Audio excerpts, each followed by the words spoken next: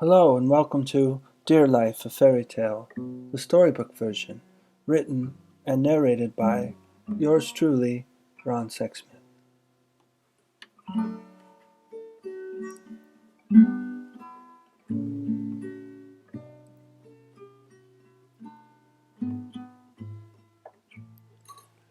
Leaves in the whirlwind, scarecrows clapping, all good children ought to be napping.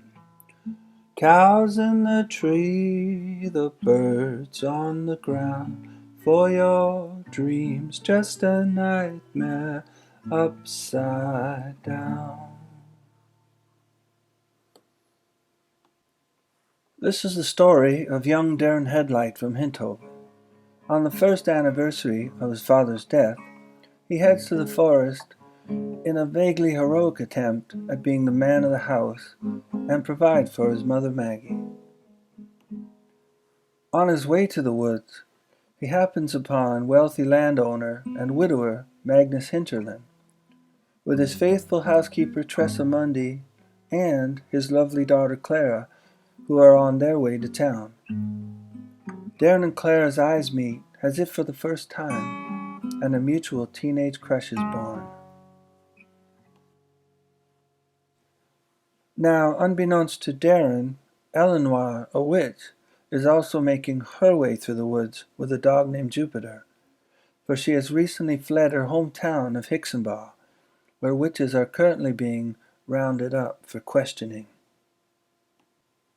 Upon hearing strange rustling noises in the trees, Darren aims his rifle toward the mysterious sounds and pulls back on the trigger.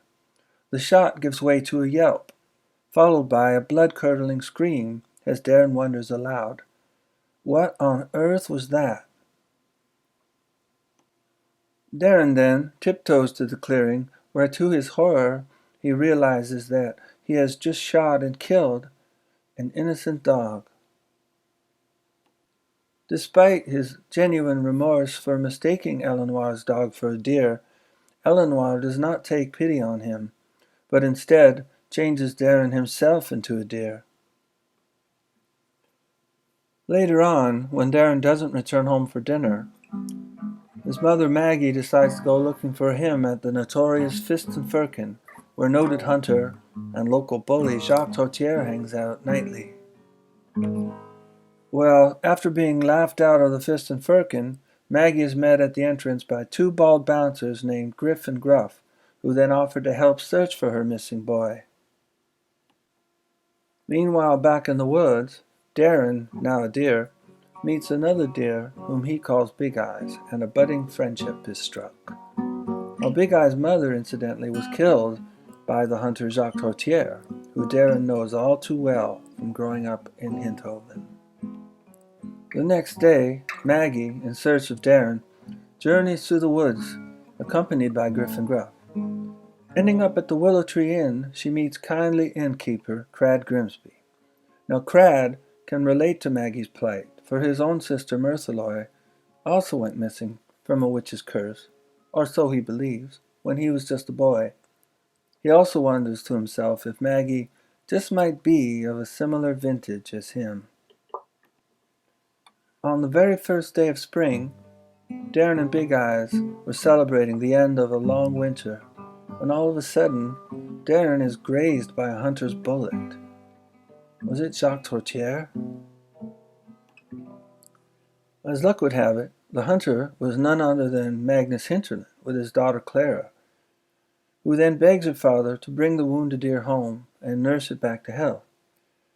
But there is something about this particular deer that she seems to recognize, or perhaps it is he who recognizes her.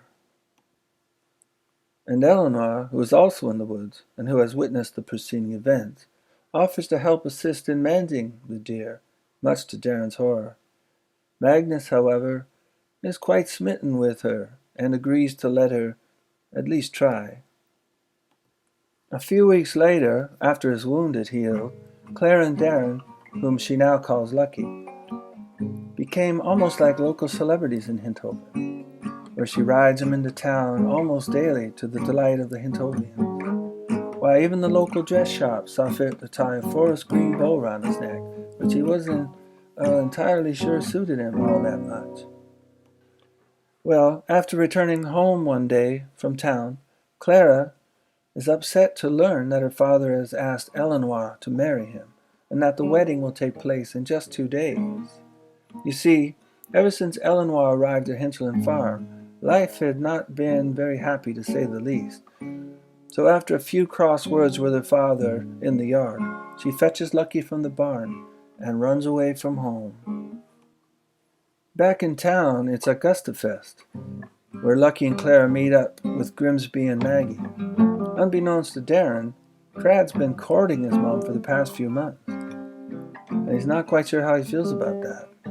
Clara confides in them her distress over her father's fast-approaching wedding plans, as Crad, believing he recognizes Eleanor from his own troubled past, offers to help devise a plan of action in the morning.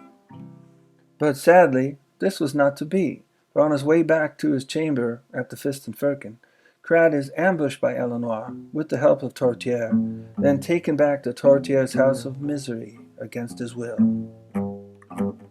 The very next day, as Maggie awakens, both Crad and Clara are no-shows, for along with abducting Crad, Eleanor had also convinced Clara, with fake tears I might add, to return home and be there for her father on his big wedding day.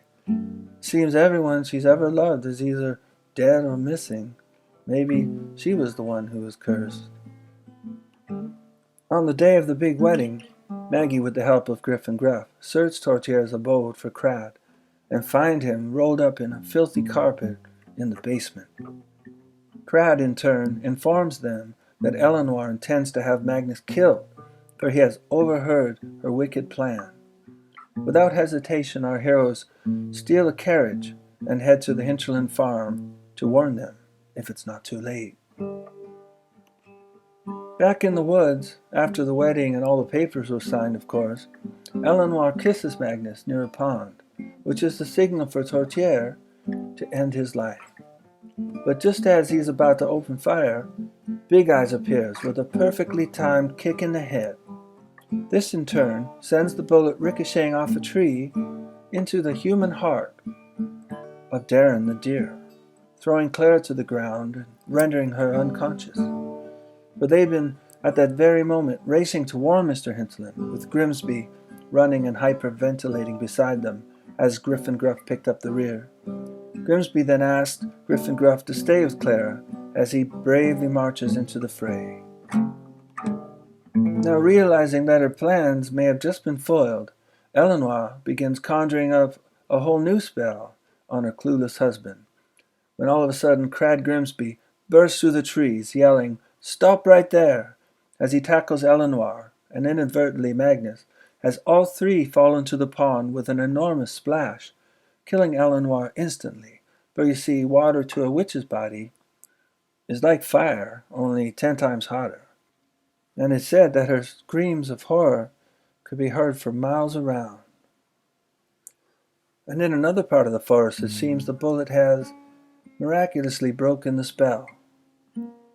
For Darren the deer was slowly but surely changing back into Darren the boy, much to the delight and relief of Griff and Gruff, Big Eyes, and Clara, who was just now waking up from a spell of her own. Darren's hair had grown, and except for that green bow round his neck, he was completely naked. Acting fast, Griff offers him his long sweater, which ends up looking more like a dress on him, truth be told, especially with that green bow. Next we see new friends Magnus and Crad arriving, looking wet, but otherwise well, as our heroes march back to where Maggie and Tressa have been waiting and worrying this whole time at the crossroads of town. As you can imagine, it's quite the happy and cheerful reunion when Maggie, who never gave up on her boy, sees Darren approaching along with the rest of the entourage. As both meet halfway in a tear-filled embrace that was more joyful than anything the Hinthoven sign had ever witnessed. For love had truly lifted the world from its place of loss and loneliness, only to replace it with love and fulfillment of which there was seemingly no end. And since this is a fairy tale, they all lived happily ever, well, you know,